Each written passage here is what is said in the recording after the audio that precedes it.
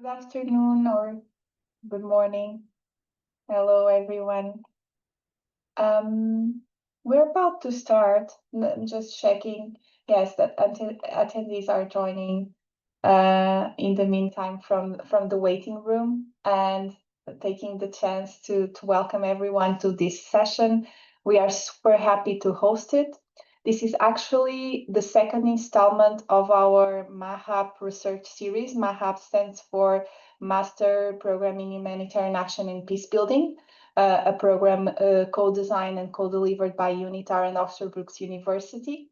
And part of the rationale for the series was to give the opportunity to our alumni to showcase some of their research work conducted at the dissertation phase within our program. You will know once you hear Jelena today, our dear guest, dear student, dear alumni here, you will understand about the value of this dimension of research within the program and how it looks into reality, is practice-based, and can add so many different elements or give some insight into the work we do in the program. So we're very happy, really happy, and very grateful to Jelena for her time in showcasing her work.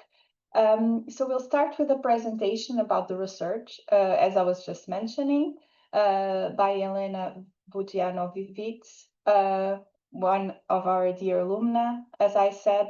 That will be in conversation with my dear colleague, Dr. Brigitte Picard, also alongside me, the MAHAP subject coordinator on the Oxford Brookes side, and Brigitte was also the supervisor of Jelena during this research stage, this research work, and you will find a lot of value in their exchange about all this process.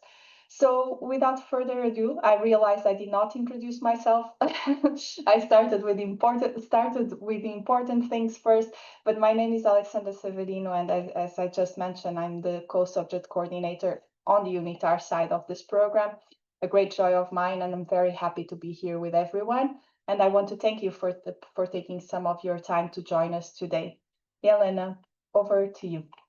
Thank you again for being here. Thank you very much, Alexandra. It's really an honor to be here today. And before we start, maybe I just want to thank Anna for organizing and facilitating everything and supporting with this webinar, but also my dear Dr. Brigitte, who was my supervisor, my teacher, and basically a person that I really admire academically and professionally. So thank you very much for inviting me. It's nice to be here because a couple of months ago, I was the one attending the webinar. So it's nice to be from the other side also. And thank you for giving a space to students to present their work and research and discuss also with other peers. So maybe a couple of things before we start. Just introducing maybe myself. So my name is Jelena. I have been born in ex-Yugoslavia and raised in Greece. I have spent my life navigating borders, I would say, borders of identity, conflict, and justice. I have 12 years of experience in humanitarian aid development, and recently I have started working human rights work across different continents and countries. I have worked for local organizations, national, international organizations as well. And currently I'm focusing on transitional justice, basically, and dismantling systems of impunity. I do work for an organization called Impunity Watch, which is based in The Hague, Netherlands. Otherwise, I'm a feminist and fierce advocate for localization and decolonization of the aid. And also I'm a graduate of MAHAP, basically Master Studies. And I think all this background is important because it always helps us to choose basically the thesis or dissertation. For me, it was definitely my background, but also my work that plays important role to decide about my dissertation and research. And of course, in addition to that, it was all the motivation, experience, and then learning that, help a lot to generate new ideas and then, decide to focus on this specific research study. So I focus on Lebanese, Syrian, and Palestinian diasporas engagement in the localization, decolonization process of humanitarian aid and recovery in Lebanon. The study was conducted basically in 2023.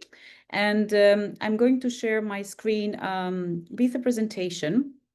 You will see that I have a lot of slides, but I will ignore some of them because I think it's most important to have a nice conversation. So can you just confirm that you can see my slide? Yeah? Okay, great. So maybe I will start a bit with a very, very brief contextual background, explaining also why I choose this research. Definitely because of Lebanon history, and I think definitely because of the overall context. So that time I was working in Lebanon as a head of programs for different organizations. And we were supporting basically, you know, like refugees who are from Syria, also Palestinians who are many years in Lebanon, and even Lebanese who were suffering from all these different crises. And while I was there, definitely, of course, I learned a lot about the history and I was part of the society. And definitely what occurred my interest is the importance of diasporas.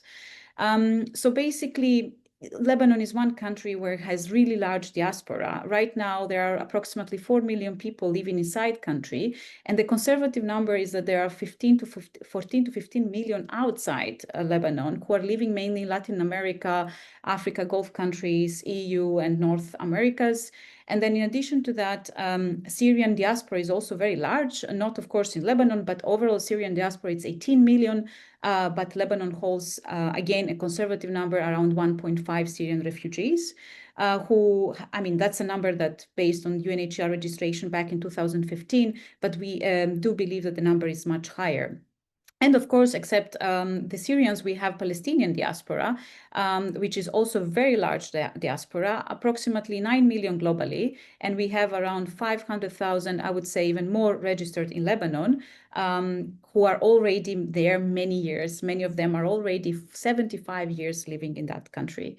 So definitely Lebanon hosts the most refugees per capita, if we can say, but it's also a country that, you know, it's very well known for its diaspora. In addition to Palestinians and Syrians who are living there many years, and many of them who have been born in Lebanon and later on decided to leave the country and to leave, you know, to emigrate to other parts of Europe, but also a lot in Latin America, a lot in Africa and North Americas. So of course, like when I was there, I realized that, you know, like there is a lot of engagement, interactions with diaspora. Basically, Lebanon currently is surviving because of a diaspora. It's a country that is very, very heavily relying on remittances of diaspora, but also the overall influence. And what I really notice is that diasporas from all these three communities contributes to everyday survival, especially during the difficult times, but also to local service delivery, to community resilience. And at the same time, in humanitarian coordination, policy, advocacy, architecture is largely invisible or misunderstood many times. And then what I really wanted to understand, it was these critical gaps, how diasporas can engage basically in localization and decolonization. And what does mean that in order to have more inclusive and just humanitarian practices, but also in all this discussion about the importance of localization, what can be their role? Because most of the time we are referring to, when we discuss about localization, we are referring to local organizations who are inside the country and local actors and not really to diaspora organizations. So I decided, with the support, of course, of Brigitte and based on all the studies that we have during masters, to conduct this qualitative, I would say, field research, which was a mixed methodology combined of 22 semi-structured interviews, of course, with desk review, the snowball sampling, thematic analysis, and of course, ensuring ethical safeguards, informed consents, anonymity, and data protection. There are several limitations when it comes to, of course, my study, which I think it's worth to mention, but definitely some of the limitations are limited sample, right? That's one thing. The other thing is, I would say, the lack of validating some of you know, like information that I got. And of course, considering all the different bias, it was also very difficult to find a recent, I would say, academic work on diasporas, especially like on Syrian and Palestinian, but also Lebanese, some real time data when it comes to contribution of diasporas in humanitarian aid, but even the numbers of people who are in diaspora, they are not updated, so there is not really a lot on that. But definitely speaking, what I was trying to understand is that what are the engagement models of Lebanese, Syrian, Palestinian diasporas? How do they contribute to localization and the colonization of humanitarian aid recovery in Lebanon? And I also have some sub-questions because, of course, all this discussion generate more and more questions. Some of them, for example, are diasporas considered local actors? And that was one of very interesting questions that I, of course, asked all the different stakeholders. What are their identities, self-perceptions? How is their engagement perceived by institutional actors, by donors, by, like basically institutions that are funding humanitarian aid? What are the challenges, potentials, and opportunities for further engagement with diaspora? And I definitely analyzed a bit the different models and patterns, I would say.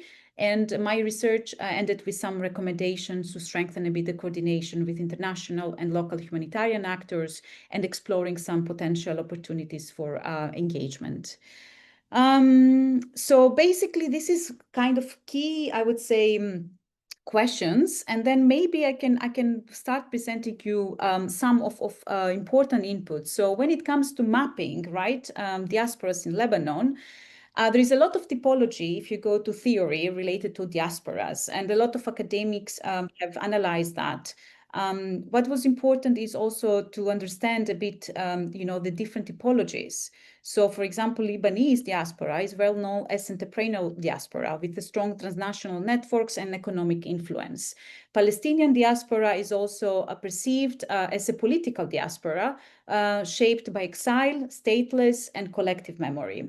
And then we have a Syrian diaspora, which is divided politically, especially like before the fall of Assad regime. And definitely there is a different communities. There is old Syrian diaspora that has moved even during the Ottoman period. And then we have a new diaspora that basically was created in recent years, considering also the war. So there is also different reflection when it comes to legitimacy and identity. And then there are some shared characteristics across all three diasporas, I would say. So one important characteristic is that all these diasporas have transnational, dual, or hybrid identities, meaning that they are navigating the whole thing of belonging, national belonging between, how do they feel and from where they come from and what does mean that, and also the host country realities. They also have very strong transgenerational memory. So we can see that from generation, you have this homeland remembered, history, memory, collective memory about oral history, culture, art, which is also transferred from generation to generation. And then we have also this fluidity when it comes to across borders. What does mean social, economic, and emotional connections spans across regions, right? And the other thing is also very interesting that diaspora we cannot see it as one unity. You have different generations within diaspora, and first generation is completely different from the second and third generation. So from my interaction with diaspora, you could see that first generation is rooted in origin, while the second and third generation face some disconnection or identity negotiation, which is also very, very interesting in all this discussion. Then another important thing is the whole thing of belonging, right, and memory. So you could see that there is a concept of home all the time, basically mentioned in the different interviews. Then there is all these journeys that people are going through. There is also a constant need for people to return at some point back to their homeland, even if that's not always feasible, like for example, with the Palestinian diaspora or Syrian diaspora. We can see that then it's very also important, the whole concept of Palestinian when it comes to the right to return, which remains central in their whole discussion across generations and people in exile. And of course, we have also the Syrian diaspora, where you can see fragmented views about going back to home, and also all the situation with the state, which is also related to the current political situation. The diaspora is always negotiating the whole perception of belonging, right? Lebanon often in different interviews serves as a space which is familiar for Palestinians and Syrians who have been born and lived there for many years. So it was interesting in my interviews to see Palestinians and Syrians who are not always welcome and integrated in the country, that they still feel like Lebanon as their home because they have spent just there so many years, they have been born there, and sometimes even considering that they belong. So if they are not able to go back to Palestine or Syria, they will go back to Lebanon. The second generation also face this cultural disconnection, I would say. And again, depends how much time you have been outside the country and what is the connection with the country while you are outside. But definitely the belonging is shaped by language, legal status, family ties, and social political inclusion. One thing that was really important in my research is that diaspora is basically contributing a lot as an aid actor. And so despite the deep community engagement, often, again, not recognized by the formal humanitarian system, the activism of diaspora, remittances, solidarity responses are central for the survival and recovery. And for Lebanon, that was really crucial during all this period, even today. So one another thing that what we can see now when it comes to diasporas as agents of disruption or partners in reform for humanitarian aid is that there is definitely this disruption where humanitarian aid challenge a bit the role of diaspora because it's very INGO dominated. All the structures are very INGO dominated. And then there is no really space for diasporas, neither necessarily that diasporas always understand that space and architecture of humanitarian aid. Then there's also the fact that diasporas are able to mobilize really rapidly, much rapidly in comparison to humanitarian aid. And we've seen that, for example, in the crisis during Beirut blast or fuel crisis, or even now the recent conflict with and the war with Israel, that diaspora is much faster when it comes to mobilization. And then, of course, like there is also always the political tensions where, INGO and the government in Lebanon are a bit more considered. So whenever it comes to diaspora engagement, there is always this perception that, diaspora can actually deteriorate the political discussion inside the country, especially when it comes to Syrian. They always perceive that as a security risk, or Palestinians when it comes to, again, security risk and legal marginalization. But they can still be partners in reform. So what we have seen through all the research is that they channel micro remittances, which can be really like even large amounts, I would say, from diaspora to address unmet needs. We can see that it's very community-driven, the rehabilitation recovery, and that we have seen also from solar projects in the camps to complete restructuring of following the Beirut blast. Where people were saying that people and diaspora help in complete rehabilitation, restructuring of the country, and not really the state. And then we have seen also that diasporas are able to build these hybrid models with the local NGOs. So many of them are already working a lot with the local NGOs and supporting local NGOs. And there is this, informal solidarity, which leads to formal service delivery. And then I would say that when it comes to potentials and challenges, well, that's quite interesting. And during my interviews with different stakeholders, you could see really different perceptions. So a lot of people perceive diaspora as successful, privileged, and of course they can recognize that diaspora is associated, nostalgic many times, right? Sometimes you can see a bit envy when it comes to diaspora's role from the people who are back in the country. Then there is also questioning about that they are very Europeized, I would say, more aligned with the Western principles, and sometimes that they're also perceived as detached from the reality because they are not there to experience the harsh of daily life. But at the same time, there is expectation that diaspora will have a moral duty to basically support the community back home. And this is also very much related to Arab cultural obligations and kinship ties, I would say. Then there is a recognition that diaspora contributes to emergency response. We have seen that, and we are seeing even today. Also to the long-term aid, we have seen also diaspora supporting in education, solar power, small businesses, even opening, like businesses when it comes to sustainability, green economy. You can see that diaspora is contributing there also technically in terms of capacity building, bringing the knowledge. But in addition to that, they contribute to advocacy, technical advice, also leading in some institutional partnerships. And many times we have seen that diaspora is also contributing to organizing, protests and mobilization in Europe, especially when it comes to political situation right now in the Middle East.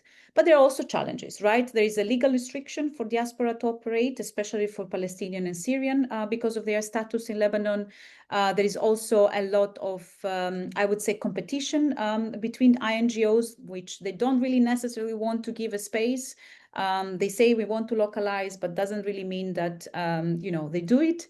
There's also the fear of lack of sustainability and dependency on old generations and their financial capacities. Also, in the interviews with diaspora, you could hear people saying that we are also tired sending every month remittances and not necessarily seeing some big changes in the lives of people. So how long this generation can continue supporting. And then there is, of course, the limited coordination and the vulnerability to external shocks. So I will just stop here, and I will give the floor to Brigitte to ask me questions, because the research includes a lot of different elements, but it would be more interesting to have it in the framework of discussion. So Brigitte, over to you. Thank you very much, Jelena. It's always a pleasure to hear about your work, and even if I know it, I'm still impressed by all the quality and the quantity of information and knowledge you have created by doing this research. And obviously, one of the first things that come to my mind, and we will go into further discussion afterwards, is that you finished your thesis 3 years ago, and the world in which you have done this research compared to what it is today has changed dramatically. Not only in the MENA region, I mean, of course, in the Middle East, we have had so many wars since then. I mean, there have been a war between Israel and Lebanon, and we remember all the bombing of Beirut just a few months ago. There is, of course, this dramatic situation in Gaza. The situation in the West Bank is not absolutely great either. We just have recently a war between Iran, the US, and Israel. We have had a change of regime in Syria. And then we had also all the cuts of aid, and we know how much it is affecting the humanitarian system. But then one of the first questions that come to my mind is the presence and the role of the diaspora not even, I mean, more important today than it was before, because of all those situations that we do not always understand, or we do not see always the gravity of all of it when we are outside the area, but also because there is a need, as you said at the very beginning, of thinking differently, thinking out of the box, and creating new approach to humanitarianism. And somehow maybe the diaspora is there for that. So I don't know what would be your view on this. Do you think that the situation today, is of course even harder than it was a few years ago, is maybe a new world in which diaspora should play even a bigger role in the humanitarian, the peace building, or the transitional justice sectors?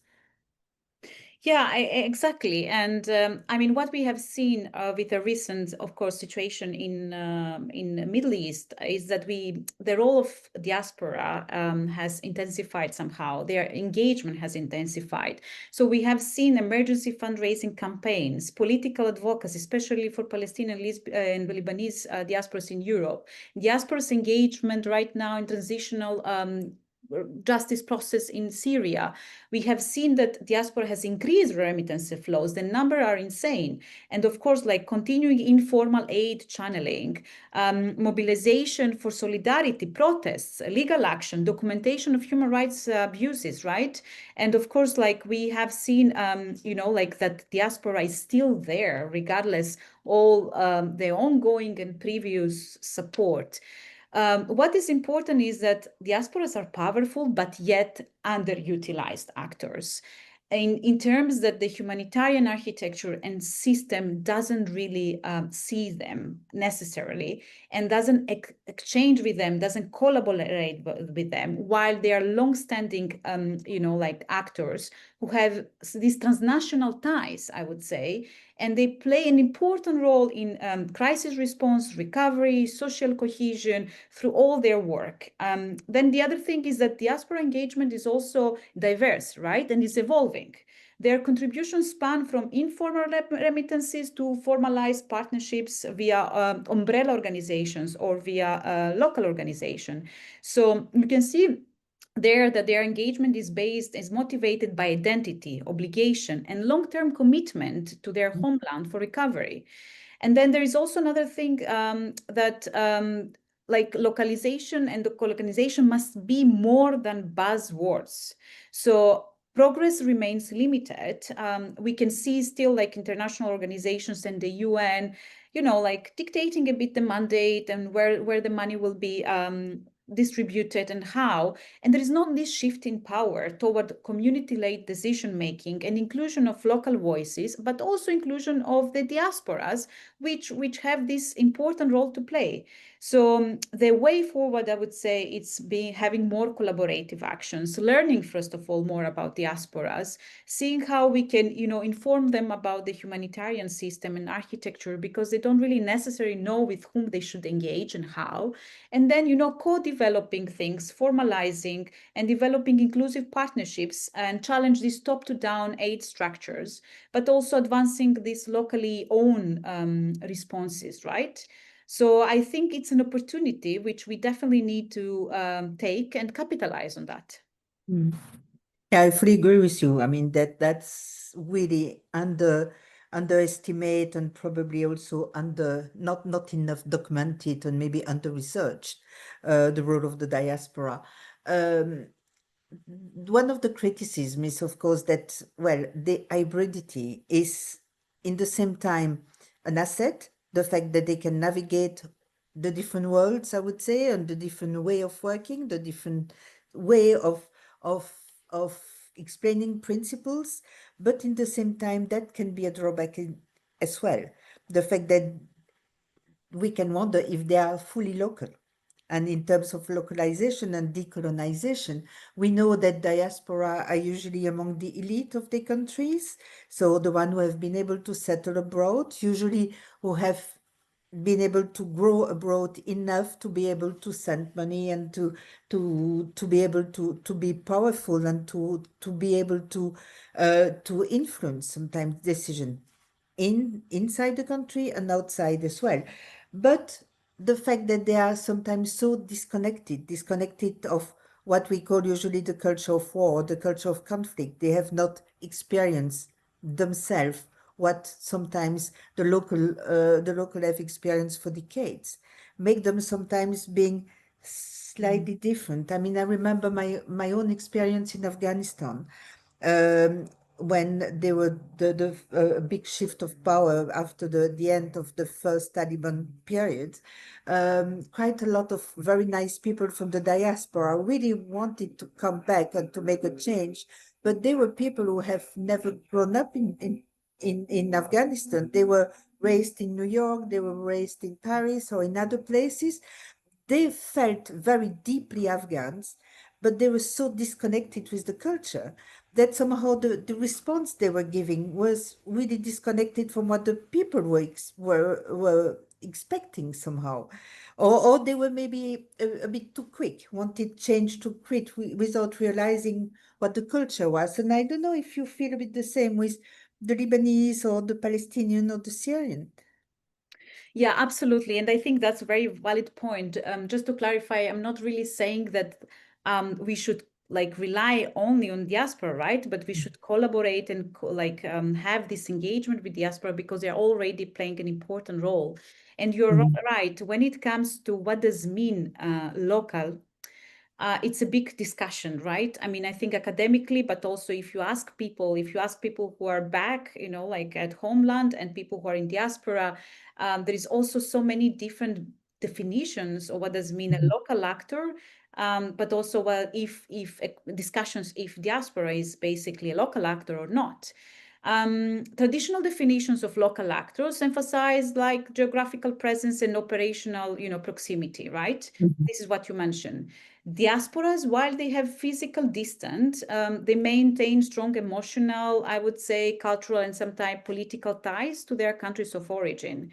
But then they have this, what is really important in their identity is the hybridity, I would say, of identity, right? Their legitimacy is delivered not only from, I would say, like relationship with the families and villages and local networks, but also how they are perceived as insiders or outsiders. So they are constantly perceived actually as insiders or outsiders. They're not fully local, yet not fully foreigner, right? They're not fully local, they're not fully a foreigner. And again, it depends how long you have been diaspora, which generation, if you return back. It's just also very difficult to generalize, right? And I think what is also important is to recognize that they have this identity, and which can be very, very validly challenged by the local basically people, and saying that, you know, you are not enough local to decide about what we should do or what we should not do. But at the same time, you know, like you see their engagement, and it's true, most of the time the privileged people, the ones who have the means, they are the one who have the ability to leave, right? Not everyone has the ability to leave. So what I would say, it's very interesting, you know, to consider them as transnational you know, actors in all this space. And when it comes to how local they are, I don't feel that there is a real answer to that, because each generation in each person will define that in different way, right? But we just need to acknowledge that their existence and their role. You are very much right, and I really like what you say, and it really comes to usually my definition of local, which is more or less those who are able to navigate the local context and totally independent from where they are from. I mean, as long as you manage to react the way local people would like you to react and to give the response they would like you to respond, you can be considered as local, and they can be sometimes more local than people who are physically in the place anyway. So that's quite an interesting question to ask. What do we mean by local in the end? And I agree also on what you say. The risk sometimes is that some members of the international community feel maybe more connected with the diaspora because they can also navigate the Western context, that they may give them too much decision-making power. Of course, they are not the one only who should decide for the future of the country. They can contribute, they can give information, they can do advocacy, they can document what is happening, but somehow the one who need to stay in the driving seat are definitely the local actors, the one who are maybe physically in the country. And that give them maybe a role of facilitators, of catalysts, maybe more than strictly speaking of decision makers. And this is something that really the humanitarian sector needs. I mean, when I say humanitarian sector, I mean it in a very broad sense. I include human rights, or I include transitional justice, or peace building into it. So that's I mean, that's absolutely evident that we need really to dig further into the understanding of diaspora and the role that they can play, knowing the limit of it and knowing also all the asset of it. And once we are able really to navigate between the both, we are probably able to find the best way of integrating them in the humanitarian sector. What would be, do you think, the future of it? Have you seen some change over the last years in the way they have been integrating, or consulting or in the field? Yeah, absolutely. There is a lot of change. What I have seen, first of all, you have more and more actors recognizing their role as a catalyst and collaborating with diasporas on capacity strengthening, connection, advocacy, policy as well, which is also great. You can see also that diaspora is much more organized and structured. I have particularly in my mind right now the Syrian diaspora that really plays a significant role right now in all the discussions on transitional justice agenda in Syria. And they are working very closely with the local actors to see how they can shape the future, in trying to influence also the UN agencies. But definitely they are much more organized, I would say. There is recognition and more appetite for collaboration with certain institutions. And I think there are more and more actors who are conducting research studies, right, and trying to understand diaspora's role and try to find avenues for collaboration, but also realizing all the limitations that we all know. So I'm very positive, and I have seen quite a lot of work. Recently, also, I have seen the amazing work of diaspora when it comes to other contexts, like Sudan, for example, where the emergency relief is very difficult without the engagement of local community structures who are also heavily relying on diaspora support and fundraising.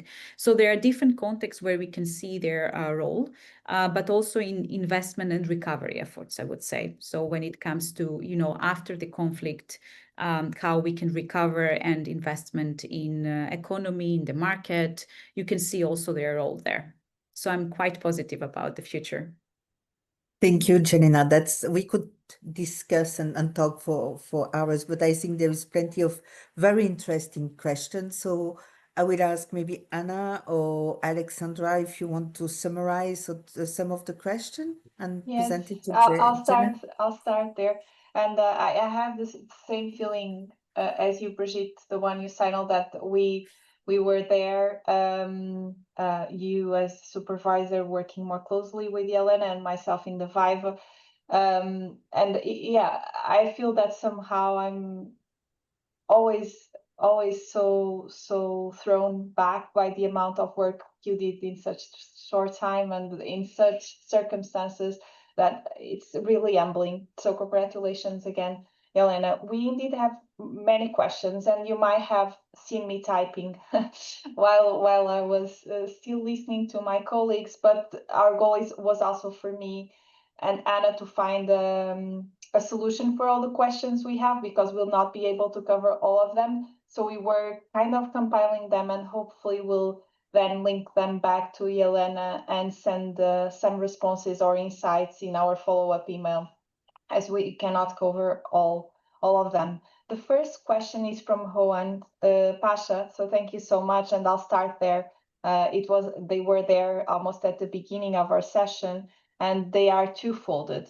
So in the post-colonial aid context, how can host governments be held accountable when their political interests conflict with localized or diaspora-driven recovery priorities? I think this was a very interesting one, and I can also post it because it's in the Q&A section of our Zoom. So I'll post it here in the chat for everyone. Jelena, maybe we can start with you, and Brigitte, if you have some points to add to this topic, it would be also very welcome. I think that's a very good question. And I'm wondering if we are in post-colonial aid context or not, or we are in neo-colonial aid context, but that's a different discussion. Yeah, it's indeed that host governments many times, they have a political interest, and you can see that especially with UN agencies, right? Especially with the UN agencies that have more development recovery mandate, and how their political interest is basically shaping the agenda and priorities, how they can be kept accountable. I think that comes back to, a lot of documentation, which is lacking, I have seen that, for example, in Lebanon, where the political interest is always a priority, whenever the government is taking decision or collaborating, first of all, actors in civil society are not keeping accountable the UN agencies for that. Like no one is questioning how UN agencies are deciding to collaborate and allowing also things to happen. That's one thing. And then the other thing is also that there is lack of, I would say, diaspora also, but also civil society trying to engage with the government. Like I feel like civil society is trying to minimize their engagement with the government because exactly they see that there is this interest and conflict of interest, and it's just difficult for them to like find a space for honest discussion. And most of the time there is not even a space for challenging them. Because they're afraid that if they do that, they will lose access, they will close down, organizations, they will not allow you to register, they will question your staff. So there is, like this tendency to limit the interaction with the government. How to keep them accountable? I think it's quite a difficult question, but for me, it's always, when it comes to elections. And it was interesting to see this year, like recently in Lebanon, that diaspora played a very important role in the elections. And it was first time after many years that you have some independent also politicians, like basically elected after so many years of secretariat, like kind of political parties being there. And diaspora play a lot of important role in, I would say, campaigning for that and supporting the independent, I would say, political members. So I don't know if you have any ideas, Alex or Brigitte, about this complicated question. Well, I think it's a very complicated question, but then we can wonder if the very important principle of neutrality has somehow some drawbacks as well. Is that for a very long time, humanitarian workers were not willing to engage with government because it was seen as becoming political and therefore not neutral. But in protracted crisis now, it's much more important to engage with the local authorities. And that's, again, one of the shifts and the new challenges that we have to think about when we think about humanitarianism today, is that the roles are changing. It's much more, I mean, this is really this notion of nexus when we go move, I mean, we link relief, peace building and development together.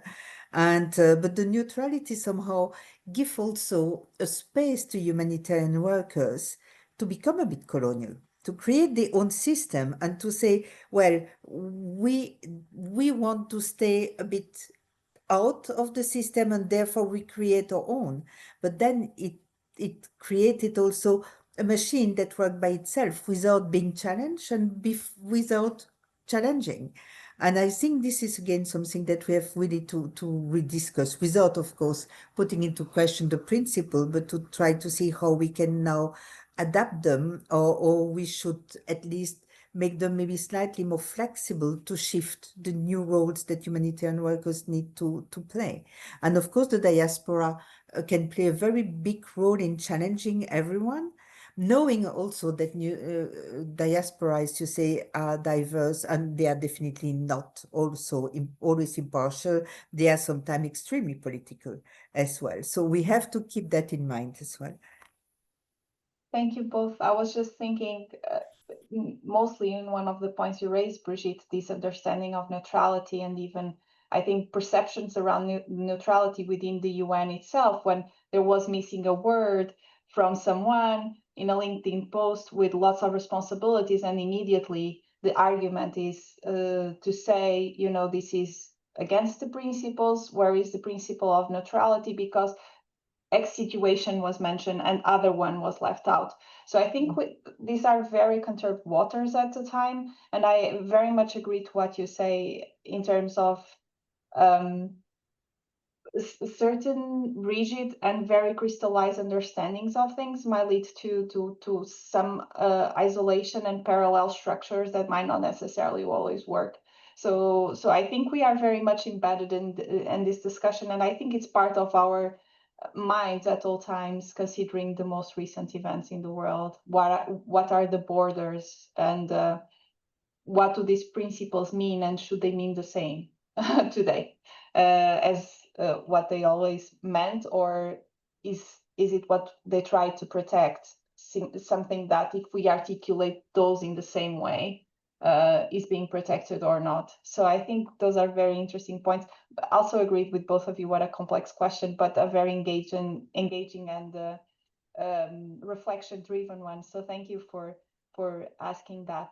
Then there is a more, let's say, direct question, or with a more direct response in a way, not really, more practical in a way, and is from Tuba, about how diasporas redefine dynamics with international non-governmental organizations and other donor institutions. How can, or how can they do it, as per my interpretation? Thanks very much. That's really excellent questions. I wish we could have more time because, of course, like I don't really have answers for all that.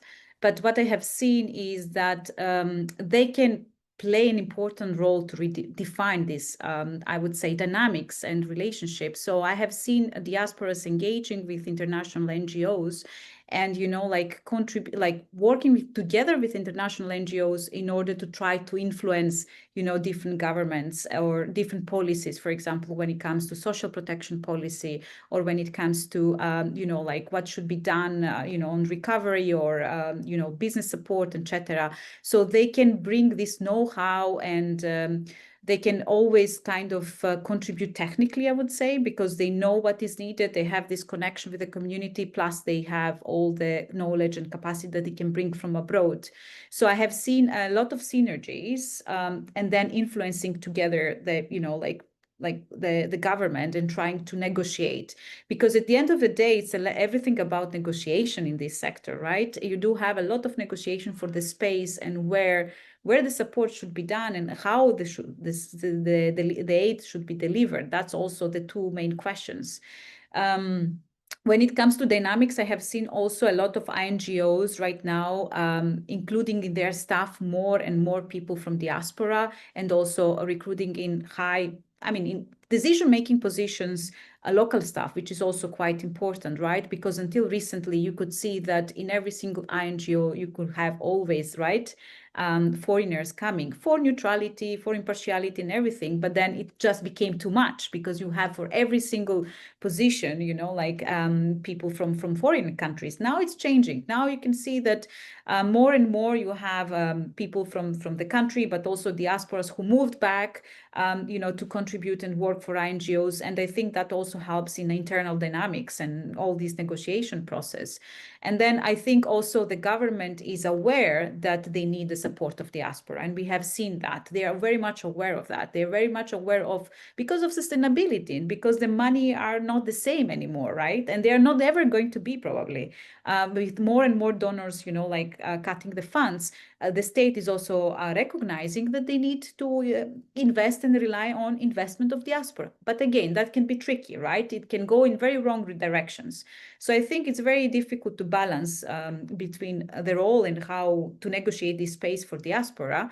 But the important step is to, first of all, recognize their role. Thank you so much, Jelena. We are heading towards the end, and Anna kindly reminded me that we need to start getting to the end of the session. I could stay here so many more hours with everyone. So thank you so much for that.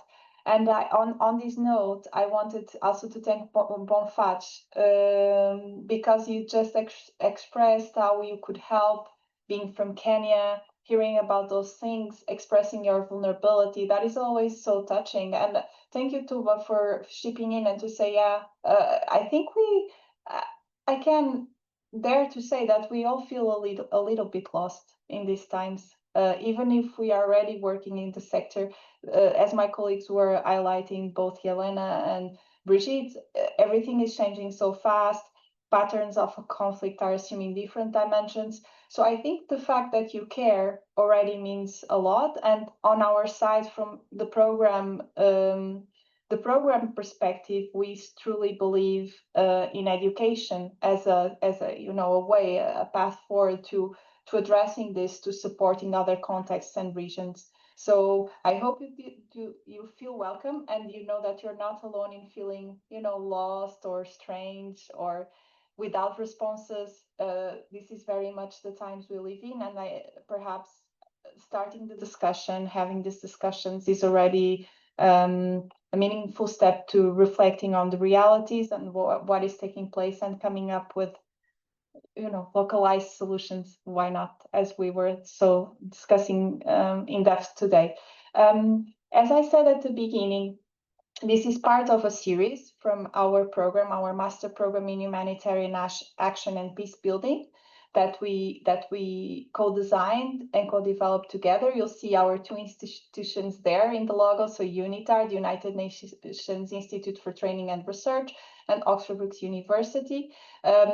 We would have a lot to say about why this collaboration makes sense, but you can have already an idea that we bring the expertise of two institutions together that come from different landscapes and that complement each other. So in a way, we try to offer something unique, something that is a result of a very close collaborative partnership that is on already for many years now. And bring you the added value, not only of the content we offer alongside our topics, and I'll let my colleague Brigitte add something to that, but of the partnership itself, our resources, our expertise, and give them to you in the program. So we have a new cohort starting in September. Applications are on until 15th of August. A note to say that our program is exclusively online, and intentionally so. What we want to do is to be able to offer the program to persons that are many times in the field, like Jelena was at the time when doing this course, and colleagues. So to make it accessible and inclusive and leaving no one behind. This you have there in the slides a couple more details, and we'll have another slide next that will give you more detailed information about credits. You'll see that we have different exit awards and options, including short course certification that was not available at the time Jelena joined us. That is now something we're able to move along with. And you will see that we cover a wide range of in terms of target audience. So we are definitely reaching different areas. Brigitte, anything you'd like to add about our year program? Well, the importance maybe of co-creation of knowledge, as we say, this is education, but this is really knowledge production and co-production with people like Jelena or people from all over the world that we have in each and every cohort. And this is always fascinating to know that there is so many challenges in our field, whether it's humanitarian action and peace building, and that in the end, a bit like Jelena just did, we propose response, or we at least propose new understanding, which can be extremely useful. And indeed, as you just said, there is the master degree, but if people do not have the time or not the opportunities to do a full master, we can always start just with one module, and then you can just collect the credit, and in the end you can claim the master degree. So this is a very, very flexible program now. Maybe I will leave the floor to Jelena to say just quickly 2-3 words on what was the asset of doing this program for you. Yeah, thank you very much, Brigitte and Alex. I think for me, it was really a transformative journey because it helped me to critically reflect on my field of work and explore, I would say, deeper politics of aid. Because also what is really important is that when you are working in the humanitarian aid sector, you are constantly in this response mode, right? You don't have space and time to reflect, to question what you are doing, if you're doing properly. And also, of course, you don't have always this academic support. So for me, it was really important to find a space, for these exchanges, but also to see what I need to improve, what I need to learn, how I should think differently. I really really love this master program because it was 100% online, which allowed me to work and also study. I also did it part-time because I wanted to have some time to properly reflect and connect with the different subjects. And it was really flexible. I love the opportunity that is very... I love the opportunity that you can connect with people from all around the world. I was really happy working in, group exercises or group essays together with colleagues from Tokyo, Pakistan, US, Cameroon, Iraq, Kurdistan, from completely different countries with different backgrounds. Some of them working already in the field, some already working in other fields. And that really enriched the whole experience. It was just like so nice working together. I also like that it was very practical at the same time. It was something that I could use for my work. And actually I did, because many of things that I learned through these masters later on I introduce within my colleagues and organizations. We start applying conflict sensitivity, cultural sensitivity in our work. After my thesis, the organization even start having diaspora engagement programs. So all these contributed actually in field. And of course, for me, it was always nice to see people with different background, all these webinars and the coffees that we have every Friday reflecting, it helped a lot. And it gave me the opportunity to be ready for other contexts, because after Lebanon, I work in Sudan, in Ethiopia, in different countries. So I was ready because I already got some knowledge, through the masters that prepared me to move also to other contexts. And yeah, I would highly, really recommend it. Thank you. Thank you so much, Jelena. And thank you, Brigitte, for highlighting our motto. I hadn't mentioned it. The value we give to co-creation of knowledge, which, as you said, is quite, I think, is made quite visible by Jelena's presentation, how much the content itself and the way we develop it and also facilitate it is enriched by the experience everyone brings into the program. I saw already some, interaction, networking in the chat. This is something that also makes us very happy for people to join, to find like-minded people and ways to work together. We encourage everyone. You saw the different contacts and names there to engage on through social media, to reach out. On our side, as I said, this is the final installment of the research series of 2025, but we'll have more in 2026. So stay tuned to hear more about research conducted within the program and more about the work of our alumni. We will stay in touch in social media about other elements of the program, so feel free to reach out and tag along. And we hope that if you're interested in knowing more about our programs, you had the email contacts in the slide, that you can reach out to us. We are always very happy to respond any questions, and just stay in touch. Our colleague Ana Moreira will send a follow-up email with some information. So we hope also to cover some of the questions we are not able to cover in the session today due to time constraints.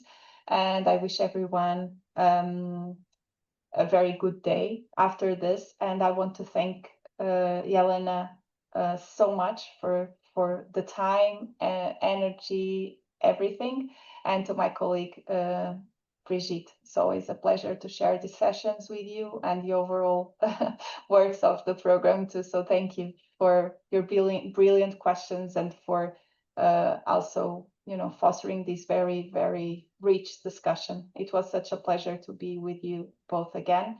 And finally, Anna, thank you so much. Our colleague Anna is in the background, but is responsible for the coordination on all the visual and dissemination elements of the session. So a big shout out to Anna. Thank you for everything. Thank you so much. And thank you to you, Alex. That was my privilege and of being the session. So thank you for saying that. But yeah, I think I should be the one thanking everyone today. I'll see you very soon and have a good day. Bye-bye. Thank you. Bye-bye. Thank you. Bye. Bye-bye. Thank you. Bye.